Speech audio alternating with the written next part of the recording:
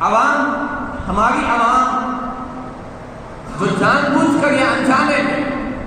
جن لوگوں کے پیچھے چل رہی ہے، ان کی ایک فہرست میرے سامنے ہے جن کو میں آپ کے سامنے رکھنا چاہ رہا ہوں۔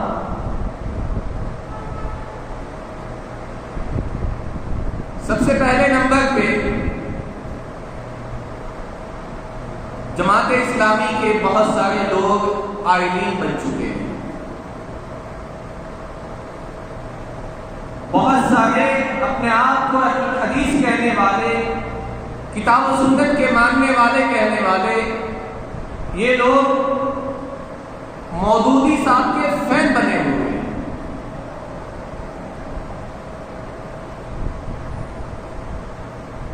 اور اس بات کو بھی میں واضح کر دوں، جن لوگوں کے میں نام لے رہا ہوں، ایک ایک شخصیت کے اوپر ایک ایک کتاب ہو سکتا ہے، لیکن وقت اس بات کی اجازت نہیں دیتا کہ بات کو اتنا جو ہے طول دیا جائے۔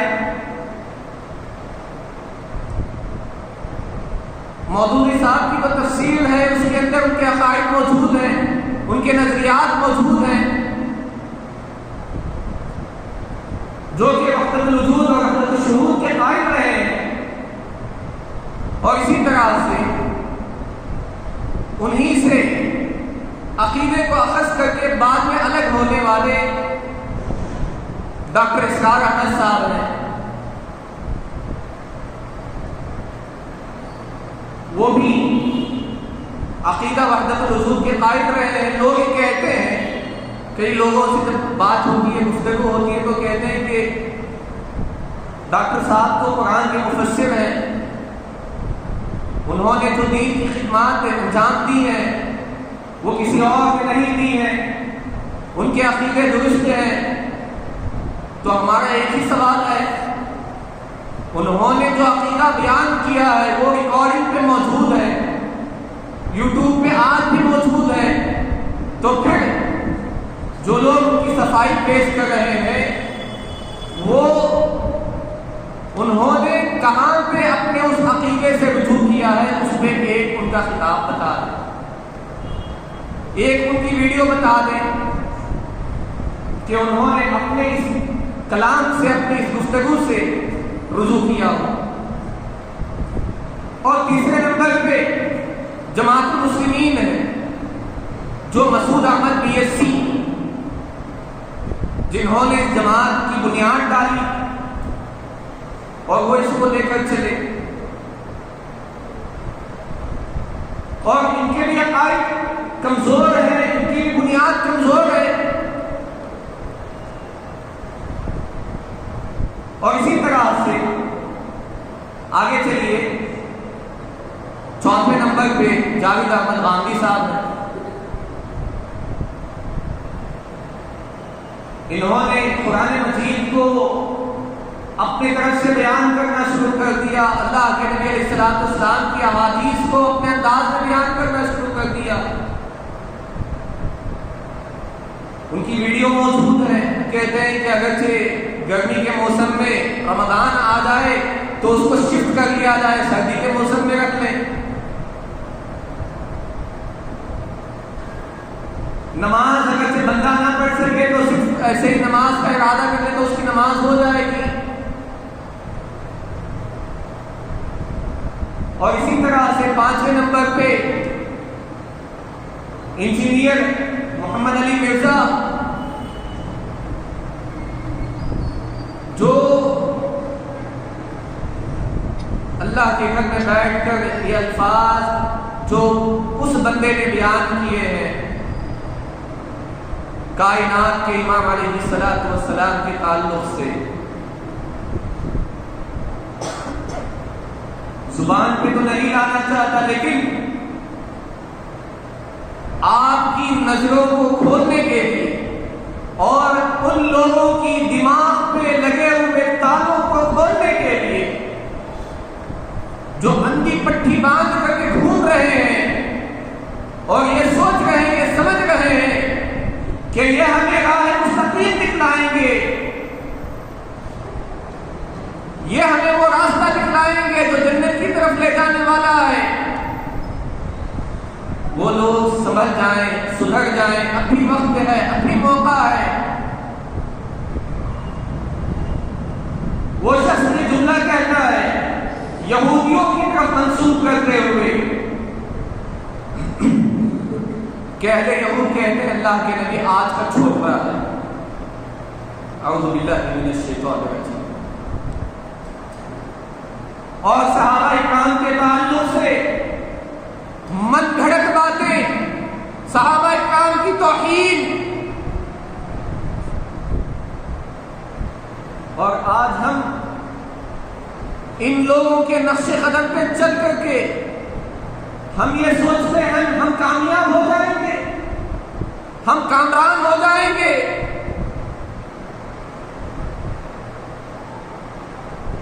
لیکن اللہ رب العالمین نے آمینہ کے لال پہ جو کلام نازل کیا، قرآن مجید کے اندر اللہ رب العالمین نے اس بات کو بیان فرما دیا وَأَنَّ هَذَا صِرَاطٌ مُسْتَقِيمٌ، سیدھا راستہ اللہ تعالیٰ نے ایک بتایا اور ہم نے ایک کو چھوڑا، سینکڑوں راستے بنائے۔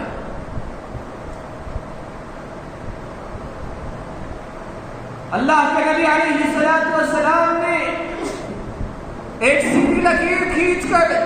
اس پہ انگلی رکھ کر کے آپ نے بتایا سیدھا راستہ یہ ہے، اس پہ قائم و دائم رہو، اس کے دائیں بائیں مت بھٹکنا۔ شیطان تمہیں ان راستوں پہ گمراہ کرنے کے لیے دعوت دیتا ہے، تم ان راستوں پہ مت جانا ورنہ ہلاک ہو جاؤ گے، برباد ہو جاؤ گے، دنیا کے اندر تم پچھتاؤ گے ہی پچھتاؤ گے، لیکن مرنے کے بعد اللہ رب العالمین کی دہتی ہوئی انگاروں کے شکار ہو جاؤ گے۔ لیکن ہم نے اللہ رب العالمین کی بات کو چھوڑا، اللہ کے نبی علیہ السلام کی فرامین کو چھوڑا،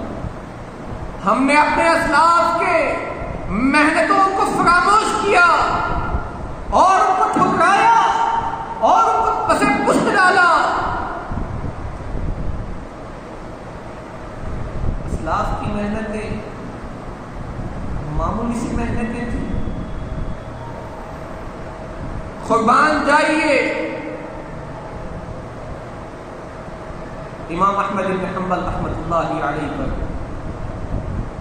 جنہوں نے اس دین کی خاطر اپنی پیٹھ پر کوڑے کھاتے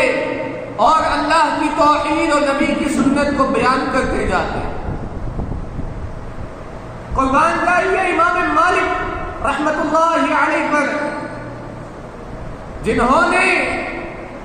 نبی کی ایک حدیث کی خاطر ایک ایک حدیث کو عوام کے سامنے رکھنے کے جرم میں اپنے چہرے پہ کالک کو لگانا برداشت کر لیا، اپنے گلے میں جوتیوں کا ہار پہننا برداشت کر لیا، اپنے آپ کو گدھے پہ سوار کروانا برداشت کر لیا، مدینے کی گلیوں کے اندر گھومنا برداشت کر لیا، اور کہا تو کیا کہا، من عرفنی فقد عرفنی من لم یعرفنی فانا مالک بن انس، جو لوگ مجھے جانتے ہیں وہ تو جانتے ہی ہیں، جو نہیں جانتے وہ سن لے میں انس کا بیٹا مالک ہوں۔ تکلیف کیوں کی دی گئی؟ چوری کی وجہ سے، شراب کے جرم میں، زناکاری کے جرم میں، بدفعلی کے جرم میں، جھوٹ کے جرم میں نہیں۔ تکلیف کس لیے دی گئی کہ یہ اللہ رب العالمین کے قرآن کو بیان کرتے تھے اور اللہ کے نبی علیہ السلام کی احادیث کو بیان کرتے تھے۔ ان کا جرم یہ تھا، منوعان صحابہ کے نقش قدم پہ چلنا یہ ان کا جرم تھا۔ محمد بن عبد الوہاب رحمۃ اللہ علیہ، جنہوں نے مملکت سعودی عرب کے اندر توحید کے نعرے بلند کیے اور اسماعیل سلفی رحمۃ اللہ علیہ حبیب الرحمن یزدانی رحمۃ اللہ علیہ، علامہ احسان اللہ طاہر شہید رحمۃ اللہ علیہ، یہ وہ ہستیاں ہیں، یہ وہ شخصیات ہیں جنہوں نے اپنے خون کو زمین پہ گرا کر کے اپنے مسلک کی، اپنے منہج کی اور صحابہ اکرام کے لائے ہوئے اس دین کی چوکیداری کی، اور ان پہ ظلم، ان پہ تشدد اور ان کے لیے نازیبہ الفاظ اور طرح طرح کے ان پہ الزامات چلتے رہے اور آج بھی چل رہے ہیں۔ ابھی پچھلے دنوں علامہ احسان اللہ طاہر شہید رحمۃ اللہ علیہ کے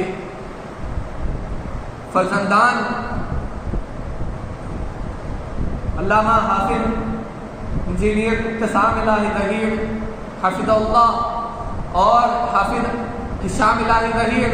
حافظہ اللہ، ان دونوں پہ الزام لگایا گیا کہ اہل بیت کے منکر ہیں، یہ اہل بیت کو گالیاں دیتے ہیں اور یہ ائمہ کو گالیاں دیتے ہیں، اور جس کا نہ سر نہ پیر کچھ نہیں۔ ایک شخص جس کا نام عبد الرحمن سلفی یا اذان الہی بتایا جاتا ہے، جس کے نام کی بھی کوئی حقیقت نہیں ہے، اس شخص کو لا کر کے جوڑا گیا اور کہا گیا کہ اس کے نام کے آگے بھی الہی ہے اور ان لوگوں کے آگے بھی الہی ہے، تو یہ ان کے خاندان سے۔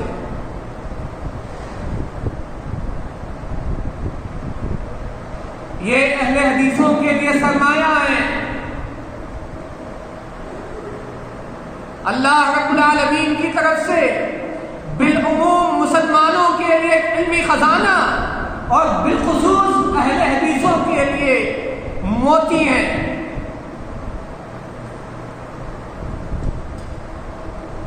اور ان کا دفاع کرنا ہر اہل حدیث کا، ہر مسلمان کے لیے ضروری ہے۔ حضرات، ان ساری باتوں کو آپ کے سامنے رکھنے کا مقصد یہ ہے کہ اسلاف نے جو محنتیں کی، جو ان کی کوششیں اور کاوشیں رہی، وہ بعد میں آنے والوں کے لیے رہی، تاکہ بعد میں آنے والے لوگ ان چیزوں پہ قائم و دائم رہیں اور اللہ رب العالمین کی رسی کو مضبوطی سے تھامے رہیں اور اللہ رب العالمین کی جنت کو اختیار کر لیں۔ لیکن آج امت اس راستے سے بھٹک رہی ہے، اس راستے کو چھوڑ رہی ہے، اور اسی لیے اللہ رب العالمین نے گاہے بگاہے وقتاً فوقتاً علماء کو پیدا کیا، محدثین کو پیدا کیا، مفسرین کو پیدا کیا، مقررین کو پیدا کیا، تاکہ یہ لوگ عوام کو صحیح دین کی طرف لے کر آئیں، صحیح راستے کو جو ہے دکھائیں اور بتلائیں اور سمجھائیں اور انہیں یہ بات بتائیں کہ یہ سیدھا راستہ ہے، اس سے مت بھٹکو، یہ وہ راستہ ہے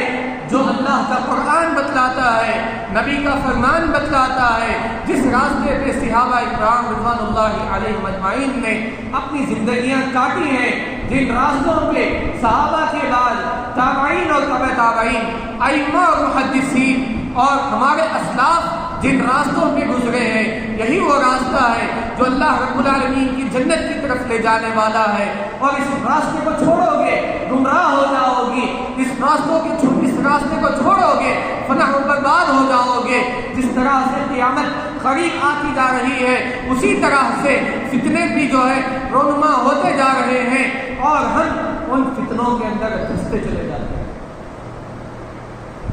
اس لیے وقت کے رہتے ہوئے انسان کو چاہیے کہ سمجھ جائیں، سدھر جائیں، سنبھل جائیں اور اللہ رب العالمین سے دعا کریں کہ اللہ سبحانہ و تعالی ہمیں جب تک زندہ رکھے ایمان پہ، اسلام پہ ثابت قدمی کے ساتھ زندہ رکھے، جب خاتمہ ہو ایمان بالخیر پہ ہو۔ آمین یا رب العالمین۔ السلام علیکم ورحمۃ اللہ۔